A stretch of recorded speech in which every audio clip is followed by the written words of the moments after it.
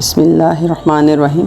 فرعون اور اس کی خادمہ کا واقعہ اسلامی روایات میں ایمان، استقامت اور اللہ پہ بھروسے کی ایک عظیم مثال ہے۔ یہ واقعہ بالخصوص اس وقت پیش آیا جب حضرت موسیٰ علیہ السلام کو اللہ تعالیٰ نے بنی اسرائیل کی رہنمائی کے لیے فرعون کے دربار میں بھیجا تھا۔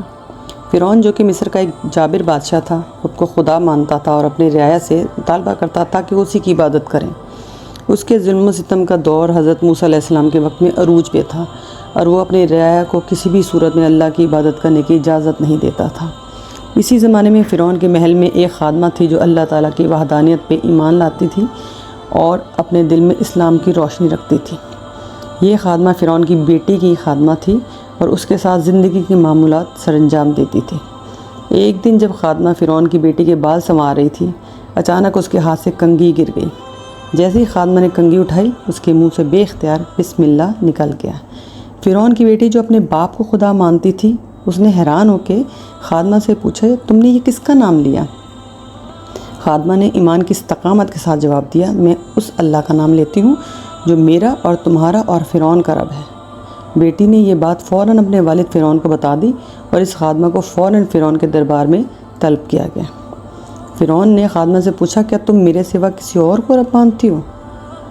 خادمہ نے بے خوف ہو کر جواب دیا، ہاں، میں اس اللہ کو مانتی ہوں جو سب کا حقیقی رب ہے اور صرف وہی عبادت کے لائق ہے۔ فرعون جو اپنی خدائی کا دعویٰ کرتا تھا، اس جواب سے شدید غصے میں آ گیا اور خادمہ کو ایمان سے دستبردار ہونے کے لیے کہا، لیکن خادمہ نے اللہ کے دین کو چھوڑنے سے انکار کر دیا۔ فرعون نے خادمہ کو دھمکیاں دی اور کہا کہ اگر اس نے اپنے ایمان کو نہ چھوڑا تو اسے اور اس کے بچوں کو سزائے موت دی جائے گی۔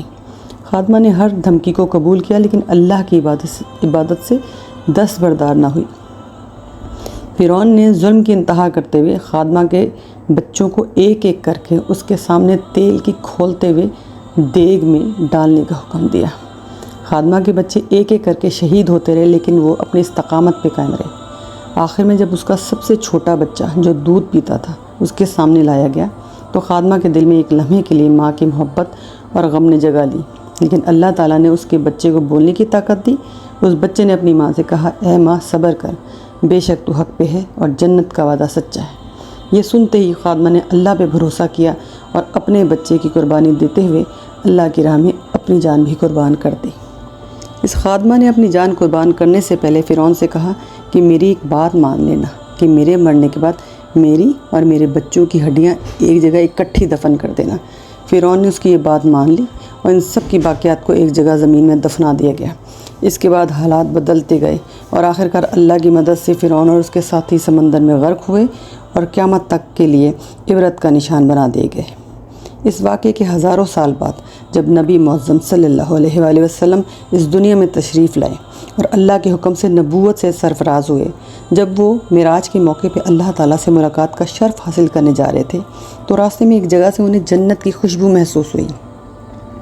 معراج سے واپسی بھی جب دوبارہ وہیں سے گزرے تو پھر وہی خوشبو محسوس ہوئی، تو آپ صلی اللہ علیہ وآلہ وسلم نے حضرت جبرائیل علیہ السلام سے پوچھا کہ یہ کون سی جگہ ہے جہاں سے جنت کی خوشبو اٹھتی محسوس ہو رہی ہے؟ جبرائیل علیہ السلام نے عرض کیا کہ یہ وہی جگہ ہے جہاں فرعون نے اپنی کنیز اور اس کے بچوں کی ہڈیوں کو دفن کیا تھا، اور ایمان کی جس استقامت اور ثابت قدمی کا مظاہرہ کرتے ہوئے اس عورت نے اپنی اور اپنے بچوں کی جان اللہ کی راہ میں قربان کی، اس کے اجر کے طور پہ اس کی قبر پہ جنت کے باغات کھول دیے گئے۔ سبحان اللہ۔ اس واقعے سے ہمیں یہ سبق ملتا ہے کہ ایمان کی قوت سب سے بڑی قوت ہے اور اللہ کے راستے میں ہر قربانی چھوٹی ہوتی ہے۔ فرعون جیسے جابر اور ظالم حکمران کے سامنے کمزور خادمہ کا استقامت اور ثابت قدمی اللہ کے ساتھ سچے تعلق کی مثال ہے۔ یہ قصہ ہمیں یاد دلاتا ہے کہ اللہ تعالیٰ اپنے بندوں کی قربانیوں کو کبھی رائے گاہ نہیں جانے دیتا اور ان کا اجر آخرت میں جنت کی صورت میں عطا کرتا ہے۔ یہ واقعہ اس بات کا بھی مظہر ہے کہ جب کوئی اللہ پہ مکمل بھروسہ کرتا ہے اور اس کے راستے پہ چلتا ہے تو اللہ اسے ہمت، طاقت اور حوصلہ عطا کرتا ہے، چاہے حالات کتنے ہی مشکل کیوں نہ ہوں۔